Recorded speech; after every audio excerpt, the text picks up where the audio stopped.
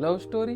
कसली love story? Love story काय असते? लव्ह स्टोरी लोक म्हणतात प्रत्येक प्रेमकथा एका आय लव्ह यू पासून सुरू होते. पण काही प्रेमकथा आई वडिलांनी ठरवलं आहे या एकाच वाक्यापासून सुरू होतात. 26 फेब्रुवारी 2010 एक साधी तारीख नव्हती. तो दिवस होता ज्या दिवशी माझं आयुष्य कायमचं बदललं. आणि त्या दिवशी मीही एका नव्या प्रवासाला निघाले ज्याचा अर्थ मलाच कळला नव्हता. मी फक्त 18 वर्षाचा होतो. 12वी मध्ये शिकत होतो. करिअर म्हणजे काय, मोठं होऊन काय बनायचं हेच अजून ठरवलं नव्हतं. ज्या वयात मुलं भविष्याची स्वप्न रंगवत असतात त्या वयात माझ्या हातात संसाराची जबाबदारी ठेवली गेली. आणि मी फक्त 16 वर्षाची. बाहुल्यांशी खेळायचं वय, आईकडे हट्ट करायचं वय, स्वप्न रंगवायचं वय आणि हातात मात्र लग्नाची मेहंदी होती. ती माझ्या मामाची मुलगी आणि हे माझ्या आत्याचा मुलगा. लहानपणापासून एकमेकांना ओळखत होतो. पण रोज बोलायचो असं नाही. आम्ही मित्र नव्हतो आणि प्रेमातही नव्हतो. फक्त एकमेकांना ओळखणारे दोन साधे चेहरे होतो. आणि कधीच वाटलं नव्हतं की एक दिवस हीच ओळख आयुष्यभराच्या नात्यात बदलेल. एक दिवस घरच्यांनी सांगितलं तुमचं लग्न ठरलं आहे. त्या एका वाक्याने आमचं संपूर्ण आयुष्य बदललं. आम्ही एकदाही का असा प्रश्न विचारला नाही. आजच्या मुलांसारखं स्वतःचा निर्णय घेण्याचं धाडस तेव्हा नव्हतं. कारण आम्ही आई वडिलांवर पूर्ण विश्वास ठेवणारी मुलं होतो. त्या काळात मोठ्यांनी सांगितलेली गोष्ट म्हणजे शेवटचा निर्णय असायचा. प्रेम म्हणजे काय माहीत नव्हतं. लग्न म्हणजे काय हेही माहीत नव्हतं. जबाबदारी म्हणजे काय हे तर अजिबात माहीत नव्हतं. फक्त एवढंच माहीत होतं, आई बाबांनी सांगितलं आहे म्हणजे ते योग्यच असेल. खरं सांगायचं तर संसार हा शब्द मी पहिल्यांदाच त्या दिवशी ऐकला. आणि त्या शब्दाचा अर्थ समजायला आम्हाला खूप वर्ष लागली. लग्न झालं पण प्रेम झालं नव्हतं. त्या दिवशी आम्ही नवरा बायको झालो. पण प्रेमी नाही. लग्नाआधी भेटलो तर सहज बोलायचो. पण लग्नानंतर एकमेकांसमोर बसायलाही लाज वाटायची. बोलायचं खूप असायचं पण शब्द सापडायचे नाहीत. नातं तेच होतं. पण त्याचा अर्थ पूर्ण बदलला होता. ज्या वयात मित्रांसोबत फिरायचं असतं, कॉलेजच्या आठवणी बनवायच्या असतात, करिअरचं स्वप्न पाहायचं असतं, त्या वयात आम्ही घर चालवायला शिकत होतो. तेव्हा आम्हाला वाटायचं देवाने आमच्याकडून खूप लवकर मोठं होण्याची अपेक्षा केली. पण आज मागे वळून पाहताना वाटतं कदाचित देवाला माहित होतं की आम्ही एकमेकांची साथ शेवटपर्यंत निभवू. सुरुवातीचे काही दिवस आम्ही एकाच घरात होतो पण अजून एकमेकांच्या मनात नव्हतो. एकमेकांना पाहिलं की हसू यायचं पण बोलायला शब्द सापडायचे नाहीत. आधी नातेवाईक म्हणून भेटायचो, आता नवरा बायको म्हणून समोर बसायचो आणि सगळंच वेगळं वाटायचं. नातं तेच होतं पण त्याचा अर्थ पूर्णपणे बदलला होता. हळूहळू दिवस पुढे जात होते आणि आमच्यातलं अंतर कमी होत होतं.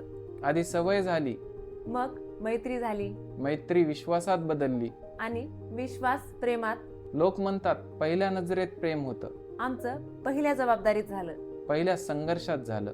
पहिल्यांदा एकमेकांचा हात धरला तेव्हा झालं. आमच्याकडे मोठे गिफ्ट्स नव्हते, महागड्या डेट्स नव्हत्या, आय लव्ह यू म्हणण्याची सवय नव्हती. पण एकमेकांची काळजी शब्दांशिवाय घ्यायची सवय होती. आज प्रत्येक लग्नात हजारो फोटो असतात, सिनेमॅटिक व्हिडिओज असतात, ड्रोन असतो, अल्बम्स असतात, पण आमच्या लग्नाचा एकही फोटो नाही. कारण त्या दिवशी फोटोग्राफरला द्यायला 500 रुपयेही नव्हते. तेव्हा त्या 500 रुपयापेक्षा घराचा खर्च जास्त महत्वाचा होता. पूर्वी खूप वाईट वाटायचं, काश एक तरी फोटो असता. पण आज मागे वळून पाहताना एक गोष्ट समजते, कदाचित देवाने आम्हाला फोटो दिले नाहीत कारण त्याला आमची गोष्ट आठवणीत जास्त सुंदर ठेवायची होती. आज आमच्याकडे लग्नाचा अल्बम नाही, पण आमच्याकडे आयुष्यभराच्या आठवणी आहेत. आज आमच्याकडे 2 गोड मुलं आहेत. एक छोटस पण खूप सुंदर कुटुंब आहे. आजही सकाळ यांच्याच चेहऱ्याने सुरू होते आणि रात्री यांच्याच सोबतीने संपते. लोक विचारतात लव्ह मॅरेज की अरेंज मॅरेज. आम्ही फक्त एकमेकांकडे पाहतो. लग्न अरेंज होतं पण प्रेम कोणी अरेंज केलं नव्हतं. ते रोज एकमेकांना समजून घेताना, रोज एकमेकांच्या चुका माफ करताना, रोज एकमेकांसाठी जगताना आपोआप वाढत गेलं. आज जर आयुष्य पुन्हा सुरू करायची संधी मिळाली तर मी पुन्हा यांच्याच नावाची मेहंदी काढेन आणि मी पुन्हा हिचाच हात धरून हेच आयुष्य जगेन. घरच्यांनी आमचं लग्न ठरवलं पण हा संसार आम्ही दोघांनी मिळून घडवला. त्या दिवशी आम्ही एकमेकांची निवड केली नव्हती, पण त्या दिवसानंतर प्रत्येक सकाळी, प्रत्येक अडचणीत, प्रत्येक संघर्षात, प्रत्येक आनंदात आम्ही एकमेकांना पुन्हा पुन्हा निवडत राहिलो. आणि कदाचित यालाच खरं प्रेम म्हणतात. आता इथपर्यंत जर तुम्ही व्हिडिओ बघितला असेल तर तुम्हाला कळालंच असेल की आमचं लव्ह मॅरेज आहे की अरेंज मॅरेज. पण आता सर्वात मोठा प्रश्न की तुमचं लग्न एवढ्या लवकर का झालं किंवा एवढ्या लवकर का करून दिलं. आणि सगळ्यात जास्त एकच कमेंट होती, दादांनी एवढ्या लवकर लग्न का केलं. दादांनी म्हणजे मी एकट्याने केलं का? तुम्ही दोघांनी विचारायला म्हणजे काय मी विचारायला मोठी होते हे छोटे होते काय? विचारायला असं पाहिजे की तुम्ही दोघांनी एवढ्या लवकर लग्न का केलं. पण प्रश्न असा होता की दादांनी मला एवढ्या ना ते लवकर खरंच लग्न का का वाटू लागला कमेंट वाचल्यावर. का केलं. का म्हणजे मी एकटीच मोठी आणि तुम्ही लहान होते का असं? का म्हणजे असं काही खूप म्हणजे का म्हणजे आता मी कसं सांगू, तू सांग.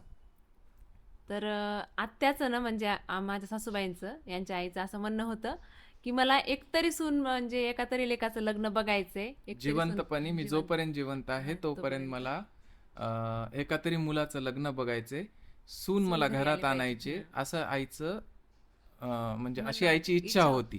त्याचं कारण त्यांचे ना लंग्स जे आहेत ते डॅमेज होते. दोन्ही पण लंग्स दोन्ही पण डॅमेज lungs. होते आणि त्याचा डॉक्टर कोणताही प्रकारचा इलाजही नव्हता. म्हणजे आम्ही प्रयत्न खूप केला, आम्ही बरेच हॉस्पिटल फिरलो. आम्ही म्हणजे मामानं हां, माझ्या पप्पांनी बरेच प्रयत्न केले आणि खूप जागी दाखवलं, खूप खूप हॉस्पिटल्स फिरले, पण त्याचा काही डॉक्टरांनी इलाज नव्हता. डॉक्टरांनी आधीच सांगितलं होतं त्याचा काही इलाज नाही आणि आम्ही गॅरंटीही देऊ शकत नाही. आम्ही गोळ्या औषधवर बी किती दिवस जगू शकतो हे पण गॅरंटी कोणताही डॉक्टर द्यायचा नाही.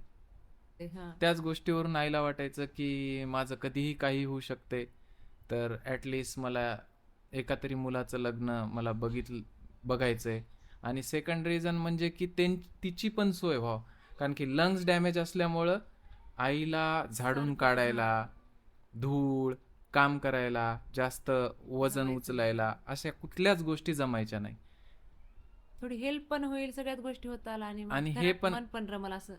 हां, आणि हे पण रिझन होतं की सून आली, बाहेरचे लोक एवढं काम करणार नाहीत किंवा मग परिस्थिती बी एवढी चांगली नव्हती की 4-5 लोक किंवा फुल टाईम घरामध्ये कोणी कामाला लावावं आणि किंवा बाहेरचे लोक एवढी आपल्यासारखी काळजी घेत नाहीत. तर सून आली तर ती काळजी घेईल, ती पूर्ण घर सांभाळेल. हे एक सेकंड रिझन त्यामध्ये होतं. आणि सख्या भावाचे असल्यामुळं की लगेच रेडी झाले असं झालं ते. म्हणजे अचानकच ही आले, माझ्या सख्या बोलले. मामाची मुलगी असल्यामुळं एका शब्दातच आत्या म्हणले आमच्या इथं द्या की पप्पा रेडी झाले लगेच. आज बोलले आणि उद्या डायरेक्ट लग्न. हा, म्हणजे 8 दिवसात झालं हे सगळं. आज बोलले आणि उद्या डायरेक्ट लग्न झालं आणि डायरेक्ट हिला घरी आणलं. शॉक, सगळे शॉक. मी तर एवढा म्हणजे मी तर घराच्या बाहेरच निघायला निघणं गेले. गेलं. मित्र लग्न विचारले. झालं बाहेरच निघणं, कारण की जे भेटलं ते एकच प्रश्न, तुझं लग्न झालं, एवढ्या लवकर लग्न झालं. आणि एक मेमरी कसं होती काय आमची झालं? एका मोबाईल मध्ये शूट केलेली लग्नाची, ती सुद्धा यांनी डिलीट केली. म्हणजे एका मित्राने माझ्या हा. पूर्ण Video shoot लग्नाचा, केलेला. पहिलेचे जे नोकिया फोन यायचे त्यामध्ये पूर्ण लग्नाचं ते पूर्ण ते जे काय झालं, हळद छोटं मोठं ते पूर्ण पूर्ण shoot व्हिडिओ शूट करून घेतलं होतं. पण ते सर्व मित्रांना दाखवल, मग मला हसतात. सगळे हसतील, माझी हसी मजाक उडवतील, एवढ्या लवकर एवढ्या लहानपणी लग्न कसं लावलं, का लावलं. म्हणून मी त्याच्याकडून मोबाईल घेतला आणि सर्व डिलीट केलं. पण आता आम्हाला वाटतंय, आता दोघांना पण वाटतंय की की ते राहू द्यायला उगाच पाहिजे. डिलीट हा, केलं. हां. त्यावेळेस तेवढं कारण वय की नव्हतं. आमच्याकडे एकही काहीच आठवण काहीच नाही आठवण एक पण किंवा नाही एकही आम्हाला. फोटोही नाही किंवा काहीच नाही असं की ज्यामध्ये असं दिसल की आम्ही ह्या दिवशी कसे लग्न दिसत केलो, होतो, कसे दिसत केवढे होतो, होतो, काय होतं, काहीच किती नाही लहान आम्हाला. होतो, काहीच नाही. अजिबातच नाही. फक्त आम्ही लहानपणी सोबत खेळलेलोय बऱ्याचदा. सुट्ट्या असल्या तर ही आणि आमच्या मार घरी पण येणार, खाल्लेला आहे. ही आमच्या घरी येणार, आम्ही कधी हिच्या घरी जाणार. पण ही ज्यावेळेस आमच्या घरी यायची त्यावेळेस खूप मार खायची आमचा. कारण की काय करायची, आम्हाला बाहेर जायचं असायचं, कुठंतरी फिरायला जायचं असायचं, मित्रांसोबत खेळायला जायचं असायचं आणि आमची सायकल गायब करायची गपचूप आणि तिकडं नेऊन खेळायची. गपचूप लांब जा. लांब जाऊन कुठंतरी नसती सायकल खेळायची, दुसरं काहीच नाही, इकडं आली की सायकल खेळायची. मग आम्हाला नाही दिसली आमची सायकल की आम्ही हिला धुंडून आणायचं आणि नसतं मारायचं.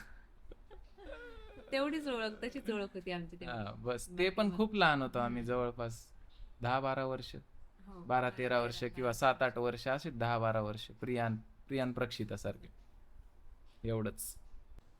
तर एवढं बोलून आम्ही आमचे 4 शब्द, आमचं भाषण इथेच संपवतो. भेटूयात पुढच्या व्हिडिओमध्ये. तोपर्यंत काय, बाय. भाषण थोडी होतं हे, लग्नाची स्टोरी होती आपली. तर चला, तुम्हाला व्हिडिओ कसा वाटला सांगा, कमेंटमध्ये कळवा. दात कुठं गेले, दात कुठं गेले. स्माइल कोणाची छान आहे बघा. इथं बघा सगळ्यात छान आहे. सगळ्यात जास्त व्हाईट फ्रेश टीथ कोणाचे? इथं बघा सगळ्यात छान smile. डॅडाचे पांढरे आहेत तुझे येल्लो दिसायले ठेव.